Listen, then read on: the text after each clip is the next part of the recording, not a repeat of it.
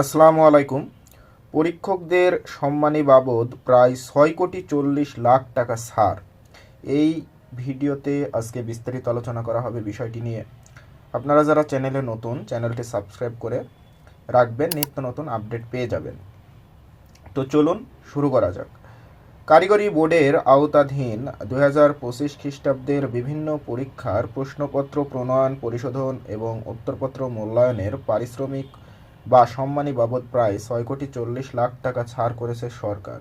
সংশ্লিষ্ট শিক্ষক, পরীক্ষক, প্রধান পরীক্ষক ও নিরীক্ষকগণের পাওনা পারিশ্রমিক ইতোমধ্যে সোনালী ব্যাংকের মাধ্যমে নিজ নিজ ব্যাংক হিসাবে পাঠানো হয়েছে। রবিবার ১ ফেব্রুয়ারি কারিগরি শিক্ষা বোর্ডের ওয়েবসাইটে প্রকাশিত ৪টি চিঠিতে এই টাকা ছাড়ের তথ্য জানা যায়। কারিগরি বোর্ডের জানায়, পৃথক ৪টি আদেশের মাধ্যমে মোট ৫,৮৮৪টি বিলের বিপরীতে ৬,৩৯,৭,৪৩৩ টাকা ৬৭ পয়সা ছাড় করা হয়েছে।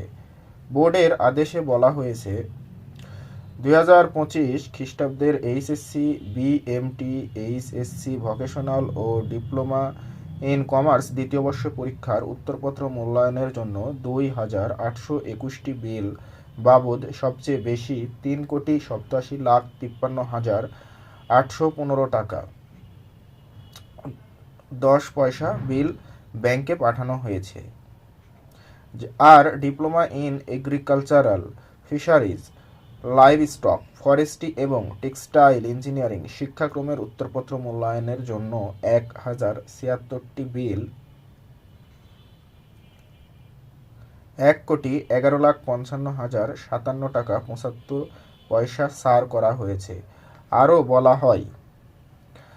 বলা হয়, ডিপ্লোমা ইন ইঞ্জিনিয়ারিং সমাপনী ২০২২ প্রবিধান ও সার্টিফিকেট ইন মেরিন ট্রেড এবং ২০২৫ খ্রিস্টাব্দে অনুষ্ঠিত এসএসসি দাখিল ভোকেশনাল এবং ১ বছর মেয়াদী অ্যাডভান্স সার্টিফিকেট কোর্স শিক্ষাক্রম পরীক্ষার প্রশ্নপত্র প্রণয়ন ও পরিশোধনের ১,৩৯০টি বিল বাবদ ২৫,২২,২০৫ টাকা ছাড় করা হয়েছে। অন্যদিকে জাতীয় দক্ষতামান বেসিক ৩৬০ ঘণ্টা শিক্ষাক্রমের উত্তরপত্র মূল্যায়নের ১৯৭টি বিল বাবদ ১৫,৭৬,৩৫৫ টাকা ৮২ পয়সা ছাড় করা হয়েছে।